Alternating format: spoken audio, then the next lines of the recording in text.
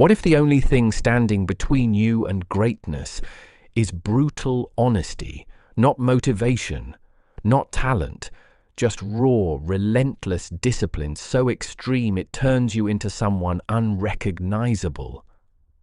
That's what Musashi chased. That's what you're here for. Musashi, the greatest samurai philosopher in history, didn't just master the sword, he mastered himself. And in the Book of 5 Rings, he left behind the blueprint, a system of 5 timeless principles that forge discipline from the inside out. They'll take you from soft to savage. Let's start with the first, the Earth Ring, the one that shows you exactly how far you still have to go. Earth Ring, brutal self-assessment. The Earth Ring isn't about fantasy. It's about facing the raw, painful truth. Most people think they're busy. They're not. They're just scattered.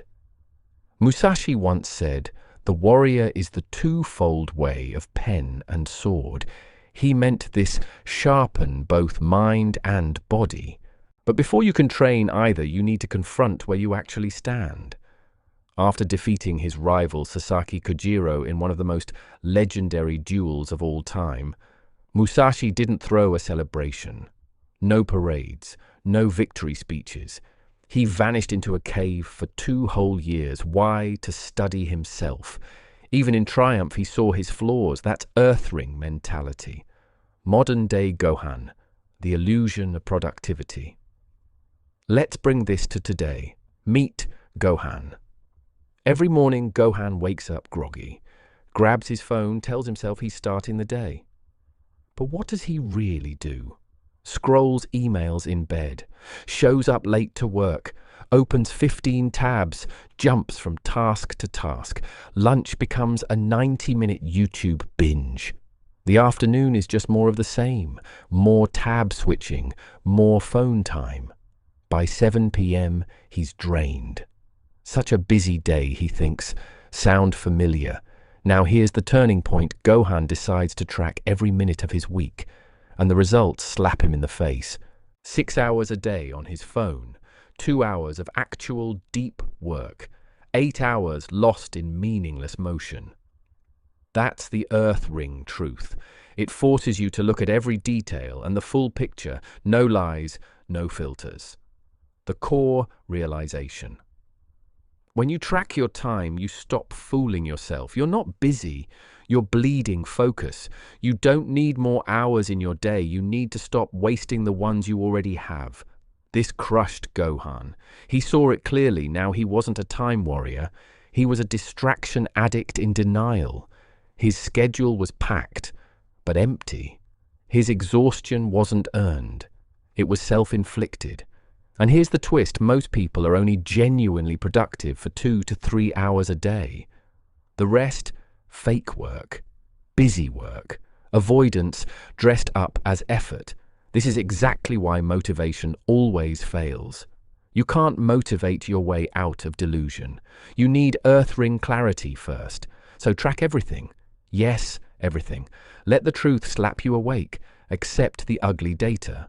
Accept that you've been lying to yourself, because the truth doesn't care about your feelings. Neither did Musashi. In Dokudo, he wrote, "Accept everything just the way it is, not the way you wish it was." When the truth hits, then what? Once Gohan saw the numbers, he couldn't unsee them. 6 hours wasted, 2 hours real work. It burned into his mind. But that's just the first step. Because here's where most people mess up. Once they see the truth, they swing the other way, overcompensate, and crash. Welcome to the water ring. Coming up next, you've faced reality, but now reality fights back. What happens when discipline hits friction? That's where the water ring enters, flowing not around truth, but through it. Stay tuned. Gohan's about to learn that flexibility, not fantasy, is what makes discipline unbreakable. Bridge from Earth Ring. So Gohan finally stopped lying to himself. No more illusions. He faced the ugly truth, and it stung. But instead of breaking, he began to bend. And that is exactly where the water ring comes in. Water ring flow beats force. At first, Gohan's plan was rigid extreme. Wake up at 4:00 a.m. Train like a warrior, monk work like a machine. But it all collapsed in just a few hours. Then came week 2. And something incredible happened. He looked back and realized in just 7 days he'd done 70 push-ups. He'd logged nearly 3 hours of focused work. No burnout, no quitting, just quiet, steady progress. This was the water ring in motion, not brute force, but strategic flow, not smashing through the wall, but slipping around it. Can't do 100 push-ups, do 10. Can't read a full chapter, read 1 page. Can't meditate for 20 minutes, start with 2. It sounds simple, maybe even weak, but it's not. You think you're different, that you can skip the fundamentals. Even Musashi didn't. He began with wooden swords, repeating basic cuts for years before his first real duel. Mastery starts in the basics always. Discipline as strategy. Here's the brilliance of it. Musashi once wrote, "In strategy, make the enemy think you are far away when you are near." When it comes to discipline, this means make the task believe it's winning, while you're silently gaining ground. Your brain expects you to leave the gym after 10 minutes, stay for 11, think you'll give up after 1 page, read 2. These small wins, they don't just build progress, they rebuild who you think you are. Each time you exceed your expectations by 1 tiny notch, you're reshaping your identity. You're becoming the kind of person who doesn't quit. Discipline is adaptation, not heroics. Gohan discovered something vital. Discipline isn't built through heroic bursts of effort. It's forged in micro-adjustments, tiny tweaks, constant calibration. When 10 push-ups got easy, he did 15.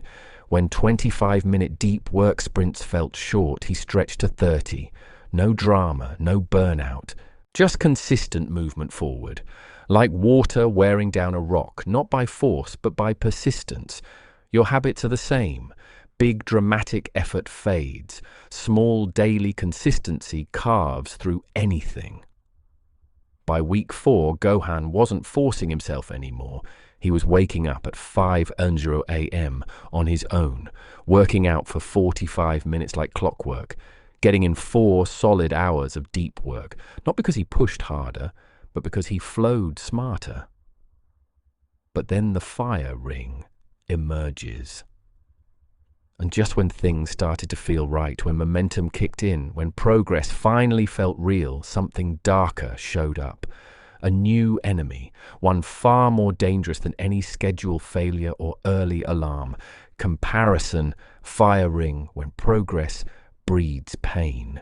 It hit Gohan in week 4. He's feeling strong. He's proud, until he sees a guy at the gym bench pressing twice his weight, then a younger co-worker closing $1 million deals, someone else running marathons while he's clapping himself on the back for a 45-minute workout.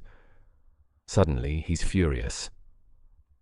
I'm pathetic. Look how far behind I am. What's the point of trying? He skips a workout, then another.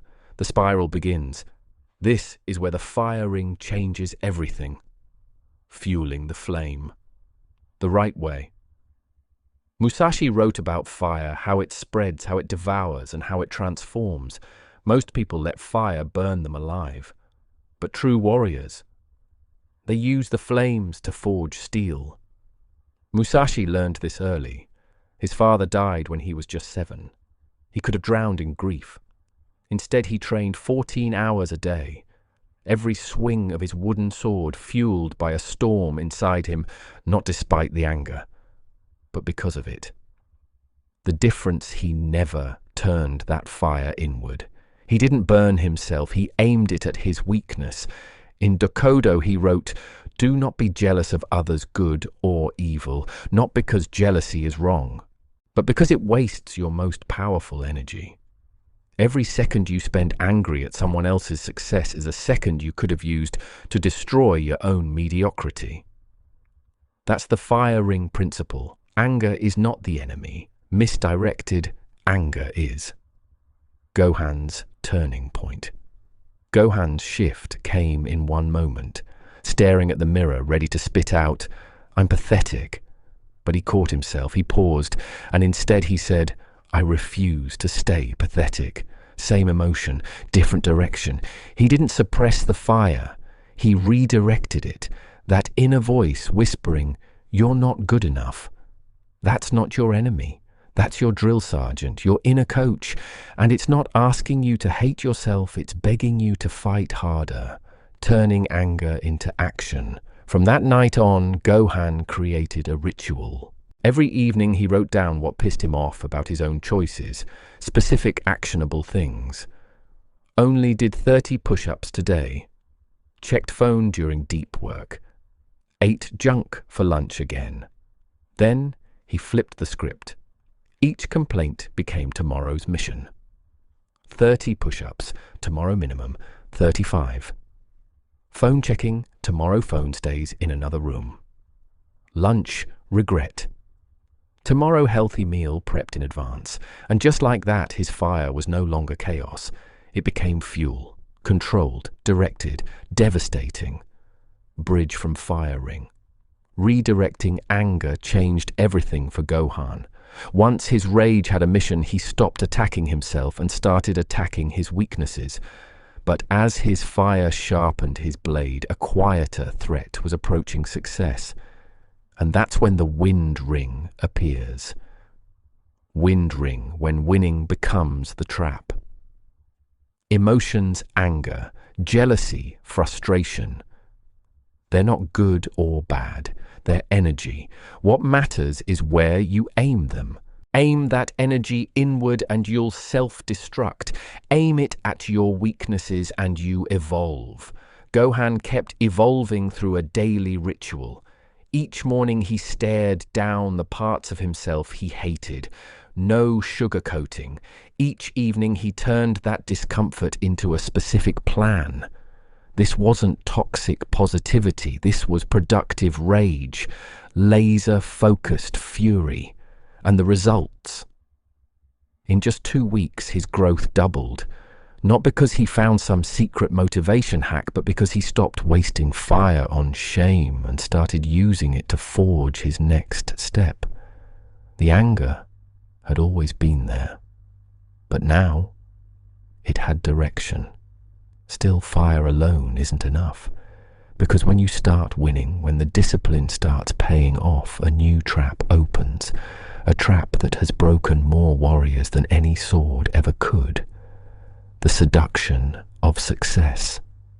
3 months in Gohan was unrecognizable, up at 4:30 a.m.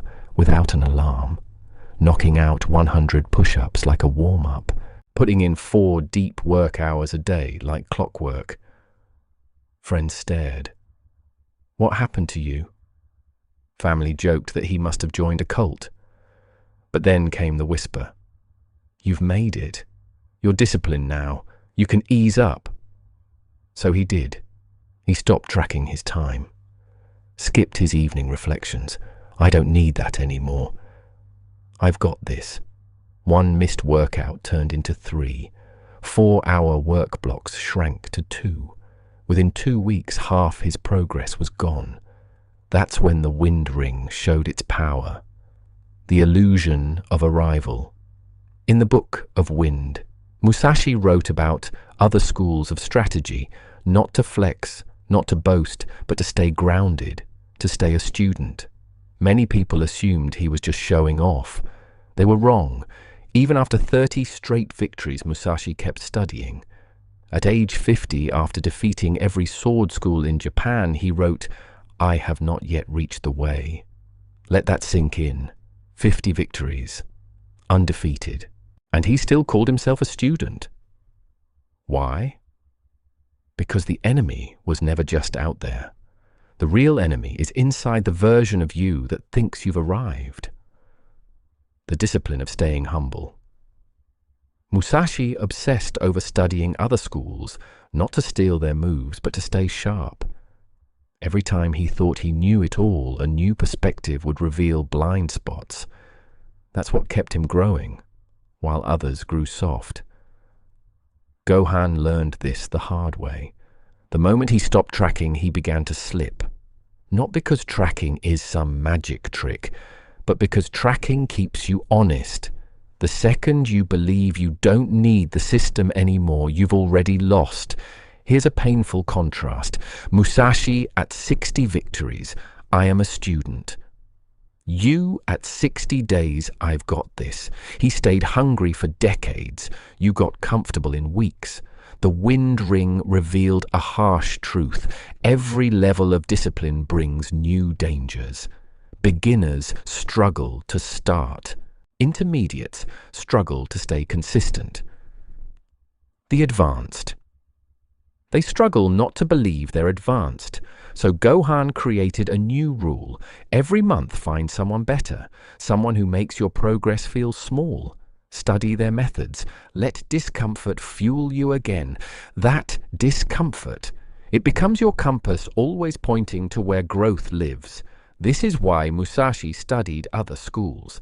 Not to mock them, not to prove himself, but to stay humble, to stay curious, to remind himself there are always more paths. That mastery, when left unchecked, becomes arrogance. But here's the final challenge.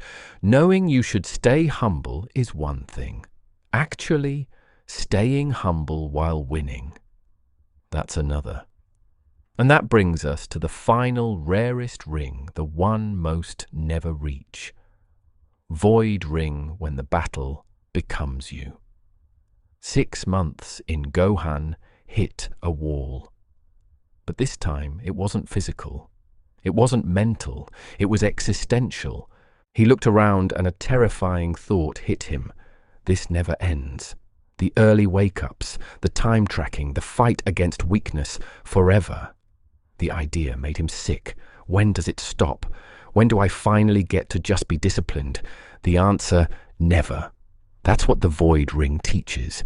In his writings, Musashi said, accept everything just the way it is, not as surrender, but as truth, the eternal way. Reality is simple, discipline is war, and war doesn't end. In the Void, Musashi wrote, in the Void, there is virtue and no evil. Because in that space where the struggle never stops, there is also peace.